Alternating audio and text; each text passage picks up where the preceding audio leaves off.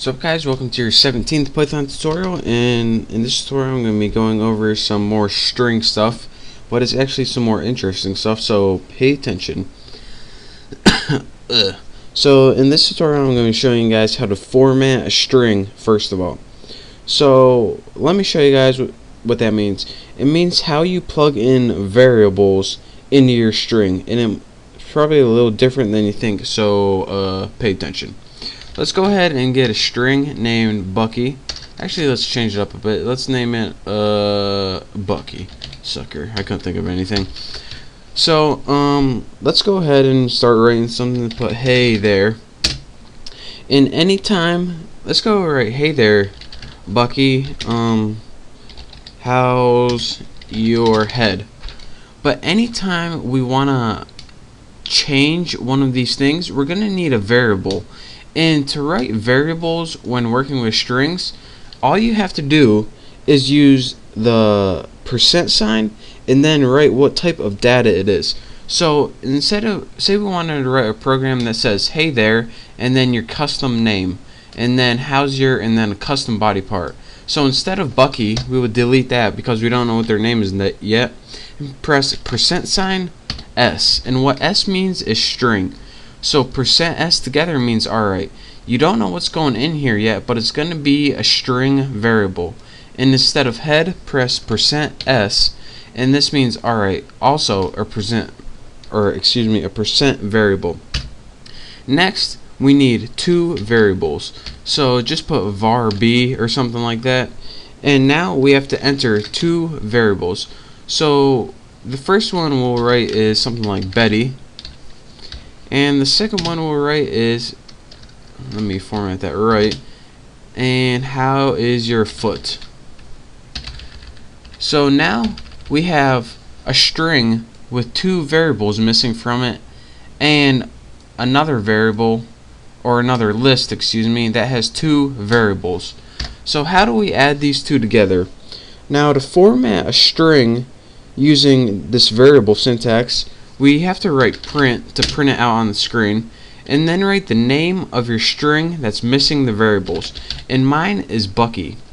After that, use the %, and using the % tells it, alright, we have a string with missing variables. Before the %, we're going to tell you what the string is. After %, we're going to tell you what the variables are.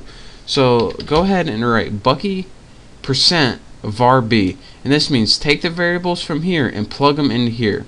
And now once you press enter, hey there Betty, how's your foot? You can also write something different like var c and change it up a little bit, like hey there tuna, how's your fin? Wow, I'm clever. And now you can print Bucky %, var c, hey there tuna, how's your fin? So again, this is a way you can write a program to like customly greet different people using the values they inputted or something, which I might just show you later if I get ambitious. Another thing that I want to find, or I want to show you guys, is how to find stuff in a string, and this is using the find method. So let's go ahead and make an example called example. And let me just write, hey now Bessie, nice chops. And go ahead and create that, and now our example is hey there Bessie, nice chops. Say we wanted to find one of the words in here. What we do is use the find function, and this is built-in string method. And I use the word function when I should be using method a lot, but just bear with me. So go ahead and type example find, and your parameters to find any of the words in here is just that. So say we want to find Bessie. Go ahead and press enter, and we're gonna get an 8. And if you're saying WTF does 8 mean? Well, here's what it means.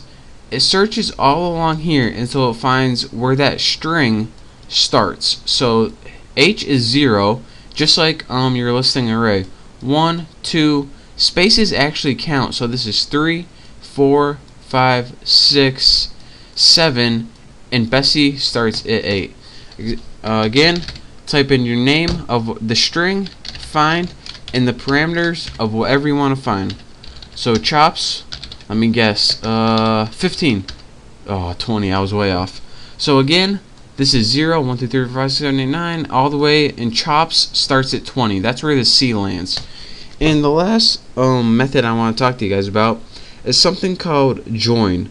Now, what a join does is pretty much takes two strings and joins them together. So say you have one string says, let's make a separator first, P-E-R-A-T-O-R, make sure I spell it right, and our separator can be something like, let's write Haas. So our separator is Haas. Now our sequence is pretty much our sentence. So let's go ahead and write, actually I think I want to save this for the next tutorial. So in the next tutorial I'm going to be talking to you guys about joins. I'm running out of time now and I want to get in detail with this.